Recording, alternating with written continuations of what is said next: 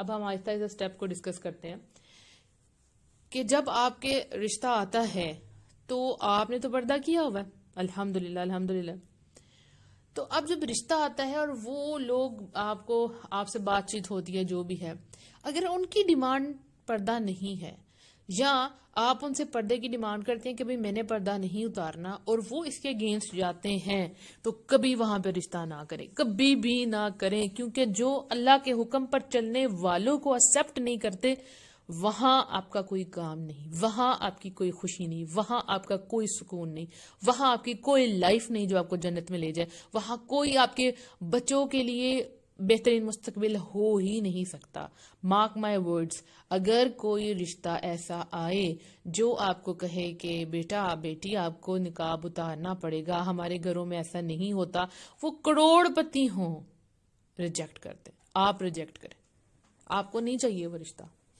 کئی لڑکیاں پریشر میں آ کے، گھر والوں کے پریشر میں آ کے، یا جو کہ وہ رشتہ ایک کمپلیٹ پیکج لگ رہا ہوتا ہے نا، بہت خوبصورت لگ رہا ہوتا ہے کہ جو سوچا واو لڑکا بھی بڑا خوبصورت ہے اور گھر بار ایچ اینڈ ایوری تھنگ، اور وہ لوگ بہت ڈیمانڈ کر رہے ہیں بس جلدی جلدی ہم نے شادی کر دینی ہے. لیکن بیٹا آپ کو پردہ اتارنا پڑے گا. چلے آپ سکارف کر لیں، نقاب نہ کریں، کیونکہ ہمارے خاندان میں ایسا نہیں ہوتا. اور بیٹا دیکھیں دیور ہیں وہ آپ کے چھوٹے بھائی ہی ہیں، ان سے کیسا پردہ بیٹا. اور جتنے بھی اس کے آپ کے ہونے والے شوہر کے چاچو ہیں ماموں ہیں، وہ بھی آپ سمجھے آپ کے چاچو اور ماموں ہیں. بالکل ان کی باتوں میں مت آئے. جو اللہ کے حکم پر چلنے والی عورت کو کہیں کہ تم اللہ کی نافرمانی کرو، دھیان سے سنیں، پردہ اتارنے کیا ہے؟ اللہ کی نافرمانی کرو، اسٹریٹ فارورڈ ورڈز میں کہ پردے کو اتار دو، یعنی اللہ کے حکم کے اگینسٹ چلی جاؤ. وہاں سے آپ کو کیا ملے گا میرے بچوں؟ کیا ملے گا آپ کو میری بہنوں؟ کچھ نہیں ملے گا. فی الوقت کے لیے آپ کی شادی اگر ہو جاتی ہے، بہت دھوم دھام سے ہوتی ہے، آپ کبھی وہاں سکون پا ہی نہیں سکتی، ہو ہی نہیں سکتا. ایک رول ہے نا، جہاں پر اللہ کے حکم نافذ ہوتے ہیں، جہاں لوگ اوبیڈینٹ ہوتے ہیں اللہ کے، وہی سکون ہوتا ہے. جہاں ڈس اوبیڈینس ہو وہاں پہ ان گھروں میں سکون نہیں ہو سکتا. اکثر لوگ سوال پوچھتے ہیں نا گھروں میں مسائل، تو آپ دیکھیں کہ آپ کے گھر میں کتنا زیادہ دین نافذ ہے. جتنا زیادہ دین ہوگا اتنا زیادہ ایٹماسفیئر ہیلدی ہوگا اور اچھا ہوگا. اور یہ یاد رکھیں کہ دین کا مطلب یہ نہیں ہے کہ سب لوگ نماز پڑھیں اور قرآن پڑھیں، نہیں. جہاں دین کا معاملہ ہے پھر دین پہ ہی چلنا ہے. جہاں فیصلے کرنے ہیں وہاں پھر فیصلے دین پر ہی ہونے چاہیے. کیونکہ اکثر ہمارے ہاں یہ ہوتا ہے کہ نماز پڑھیں، قرآن پڑھیں، جی اللہ کا ذکر ہو رہا ہے، لیکن دیکھیں جی دنیا داری کا بھی تو ساتھ لے کر چلنا نا. اب ایسے تو نہیں ہو سکتا نا. آپ دیکھیں دنیا داری ہے تو چلیں ایسا کرتے ہیں، ان فنکشنز پہ بھی چلے جاتے ہیں، کوئی بات نہیں، مہندی بھی اٹینڈ کر لیتے ہیں، کون سا وہاں ہم کوئی گناہ کا کام کرنے لگے. دیکھیں مہندی کیا ہے؟ ہندوانہ رسم ہے جس کو آپ فالو کرنے جا رہے ہیں. تو آپ بولے نہیں ہم جو ہے نا عبادت بھی کریں گے لیکن ہم جو ہے نا وہ مہندی بھی اٹینڈ کریں گے. یہ دین والی بات نہیں ہے. دین مطلب صحیح دین آپ کے گھروں میں نافذ ہوگا. جتنا زیادہ دین ہوگا اتنا سکون ملے گا. دوسری بات میں نے آپ کو کلیئر کر دی، اگر کوئی رشتہ ایسا آتا ہے چاہے وہ کتنا ویل سیٹل ہے، انکار کر دیں، انکار کر دیں. اگر وہ آپ ان کو قائل نہیں کر سکتے، یہ نہیں سوچنا کہ میں شادی کے بعد قائل کر لوں گی، یہ سب سے بڑی غلطی ہے. کئی لڑکیوں نے اس طرح کیا ہوگا لیکن سب کے لیے پاسبل نہیں ہے. لائف شادی کے بعد ڈیفرنٹ ہو جاتی ہے. ٹھیک، آپ کو لگتا ہے کہ آپ ان کو جا کے بدل دیں گی، لیکن اتنا آسان نہیں ہوتا. ہو سکتا ہے وہ آپ کو اتنا دبا دیں کہ دوبارہ پھر کبھی آپ زندگی میں پردہ کر ہی نہ سکیں. اور ایسی لڑکیاں جو پھنس چکی ہیں نا، یقین کریں وہ روتی ہیں.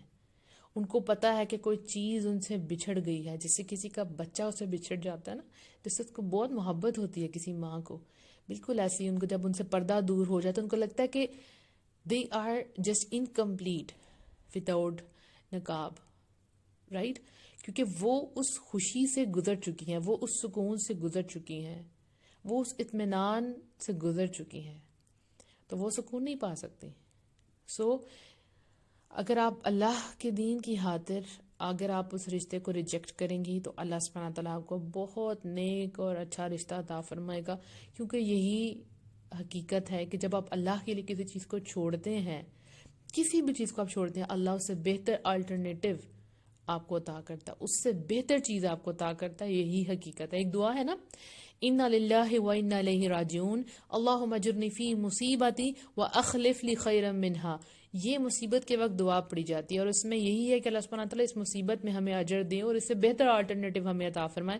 تو اللہ سبحانہ تعالیٰ یقین کرے بہترین چیز عطا فرماتا ہے. تو ایسے کوئی بھی رشتے ہیں جب ان کو آپ نہ کر دیں تو اس کے بعد انا للہ پڑھ لیں، بس پھر دیکھیں اللہ سبحانہ تعالیٰ کو کیسے عطا کرتا ہے انشاءاللہ.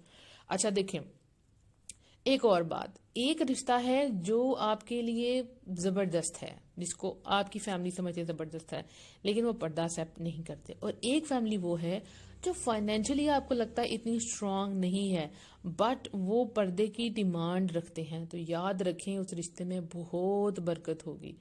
شاید وہ رشتہ آپ کو آئے اور آپ سوچیں میں نے تو انا للہ پڑھا تھا، تو میں نے کہا تھا مجھے سے بہتر ملے تو مجھے یہ کیا مل رہا ہے. ہماری سوچ ہے یہ، ہماری سوچ بدلنی چاہیے. ہم پیسے کے حوالے سے گھر مکان گاڑی ان سب کو دیکھ کے سمجھتے ہیں کہ یہ بہتر ہے. اللہ کے نزدیک یہ چیز کوئی اہمیت نہیں رکھتی.